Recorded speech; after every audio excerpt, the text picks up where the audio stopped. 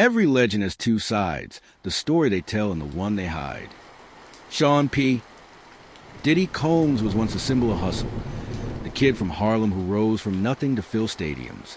But behind the flashing lights and million-dollar smiles, there was a shadow, and in that shadow, investigators would later uncover secrets darker than anyone imagined.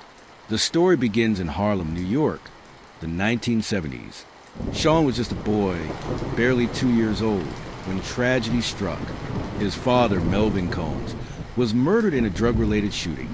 His mother, Janice, worked multiple jobs to keep food on the table. Sean grew up learning fast. The streets didn't forgive weakness. From an early age, he had two weapons, charisma and ambition. He sold newspapers, danced at block parties, and studied the swagger of the hustlers who ruled the neighborhood. But deep down, he feared one thing most, becoming just another forgotten name in the city's long list of broken dreams. In college, Sean hustled his way into Uptown Records, first as an intern, then as a talent director. He had an eye for stars, discovering artists like Mary J. Blige and the notorious B.I.G. Soon, he was running his own label, Bad Boy Records. By the late 90s, he wasn't just a music mogul. He was the music mogul. Platinum albums, sold-out tours, a lifestyle dripping with luxury. But with every hit song came whispers about wild, secret parties and a side of Diddy that few outside his inner circle ever saw. In the 2000s, rumors became stories. Stories became allegations. Then came the night that changed everything. Police received an anonymous tip linking Diddy to an incident involving underage individuals at a private mansion gathering. At first, investigators suspected a random act of pedophilia, but as they dug deeper, the picture became murkier and more disturbing.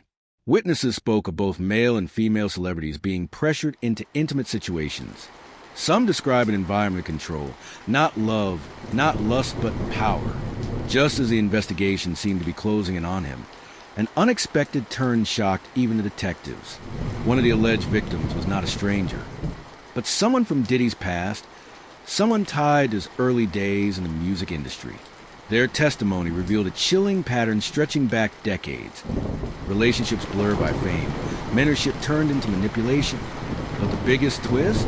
Evidence suggested that another figure, someone Diddy trusted deeply, had orchestrated situations behind the scenes, pulling strings to protect themselves while letting Diddy take the fall. The headlines were merciless. Contracts were dropped. Tours were canceled. Friends went silent. Diddy maintained his innocence, but the court of public opinion had already judged him. For the boy from Harlem who built an empire, it was more than a fall from grace. It was a public unraveling. Behind closed doors, those who once stood in his shadow now distanced themselves, leaving him alone in the echo of his own legacy. The man who once filled stadiums now faced empty rooms and unanswered calls. Maybe the truth will never be fully known. Maybe it lies buried in the lives he touched, for better or worse. But one thing is certain. The higher the rise, the farther the fall, and in the quiet after the music fades, all that's left is the man, the memories, and the shadows that follow him.